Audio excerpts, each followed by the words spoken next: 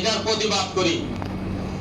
কেউ বলে আমরা মুসলমান, তবে মৌলবাদী আমরা বিশ্বাসী না, উগ্রপন্থীতে আমরা বিশ্বাসী না, কিন্তু ওরাও মুসলমান, আমরা ওদেরকে মুসলমান মনে করি।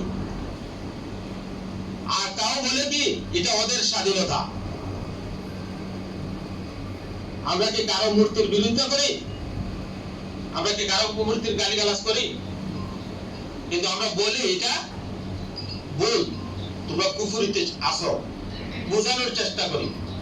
কিন্তু যারা মুসলমান দাবি করে মুসলমান, এরা আবার নামাজও করে, রোজাও রাখে, সব করে, ইসলামী অনুষ্ঠানে দাওয়াত দিলে এরা সুন্দর সুন্দর কথাও বলে, কিন্তু এরা এরপরে কি বলে যে আমরা মৌলবাদে বিশ্বাসী না।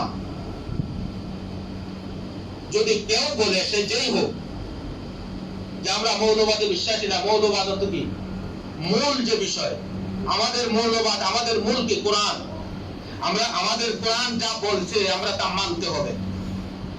কোরআন আমাদেরকে নামাজের আদেশ দেয়, সম্পদশালী হইলে হজ করার আদেশ দেয়, যাকাত দেওয়ার আদেশ দেয় যদি যাকাত আমার উপরে ফরজ হয়, রোজা রাখার আদেশ দেয়,